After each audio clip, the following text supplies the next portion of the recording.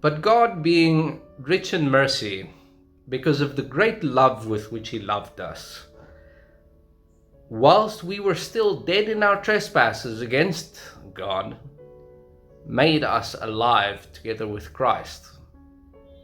By mercy, you have been saved. Now, folks, I want you to understand that mercy is not getting the punishment you deserve. And grace is getting the good things that you clearly didn't earn.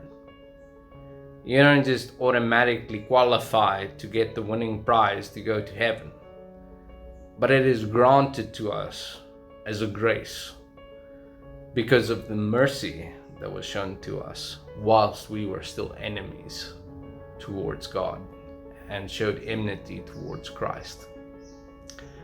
Now, Jesus goes and tells a parable of the servant who was unforgiving. And in this parable, there is the servant who owes something like 10,000 bags of gold to the king, and he was never going to be able to repay it. The king summoned him, and the servant fell to his knees and pleaded with the king and said, "Please be patient with me. I will surely repay you all I owe you." And despite that the king knew this guy would never be able to do so, he went ahead and kept him in service even. And so the servant went about his work, and it turned out that other people also owed him.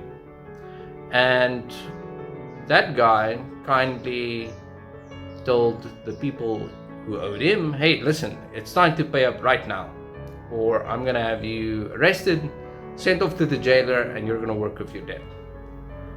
And the other servants of the household of the king were distressed when they saw what this servant did to the other servant.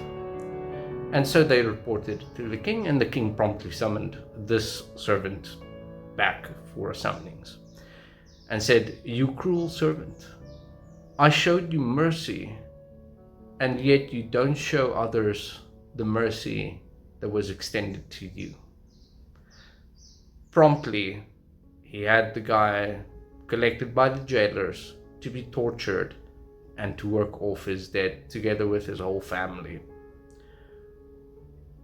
So what I want to just lay emphasis on, folks, is that the king clearly had an expectation that his servant would extend the same acts of goodwill and kindness that he himself extended to his servants. He expected that his servants would extend that to those around them. And when that is not the case, that there are severe consequences. Now, folks, we are in a relationship where we do have a master. We are absolutely servants of Christ. And there is an expectation, because things have been done even whilst we were enemies towards Christ. He went and made the ultimate sacrifice because of love, because of grace, because of mercy and kindness, and the Beatitudes and every other thing that you can think about. Do you think it is not Christ's expectation that you are not to go and love others as he has loved you? And do you think if you don't extend what was shown to you to others, that there won't be consequences like there was for that cruel servant? Now, folks, what I want to emphasize here is not that,